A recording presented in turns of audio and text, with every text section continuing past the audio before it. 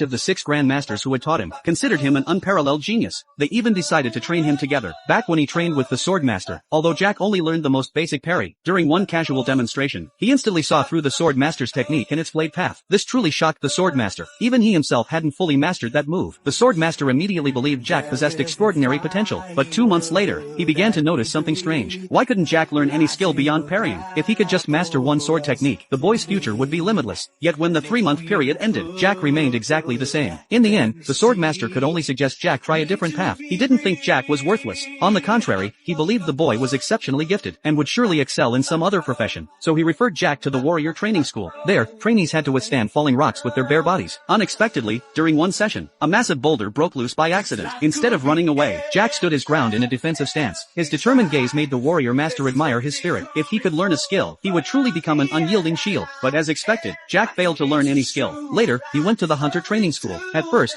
the hunter master refused to teach him, unless Jack could hit a wooden target on a distant tree with a stone. The master expected Jack to fail, but Jack struck the branch on his first try. Reluctantly, the hunter master accepted him. But archery, an essential skill for hunters, seemed like Jack's sworn enemy. Every time he drew a bow, it broke. Even the master's own bow couldn't survive more than 2 seconds in Jack's hands. 2 months later, the hunter master noticed something odd. The boy hadn't learned anything at all, except that he could throw stones with incredible accuracy. Jack explained that in the mountains, he often threw stones to hunt birds, a type of brightly colored bird that dives from the sky to hunt. The hunter master was stunned. He knew immediately Jack was talking about the thunder falcon, a bird even advanced hunters struggled to catch. Later, with the assassin master, he was impressed by Jack's mental focus and stealth, even considering recruiting him privately for the kingdom's intelligence agency. At the magic master's place, Jack trained for 2 months, without learning a single spell. The magic master concluded Jack had no mana inside him. The only solution was to enter the mana resonance chamber behind them. But after placing Jack inside, the magic master forgot about him for several days. He grew frantic. Inside that sensory amplified space, staying more than 2.5 hours could drive anyone insane, let alone days. When he finally opened the chamber, he was astonished to find Jack completely unaffected, even complaining that he had been interrupted. In the end, Jack only learned one spell, Spark Ignition. But what shocked the master was that Jack could cast 2 Spark Ignitions at once without expression. That belonged to the realm of dual sustained casting, a technique that had taken the master 50 years to master. As for the divine master, even though Jack had never received blessings as a child, he learned minor healing within 3 months. This meant Jack could use miracle power infinitely on his own, without needing to communicate with a deity. But none of the masters ever told Jack any of this, so Jack grew up convinced he was a failure, and eventually left the capital on his own.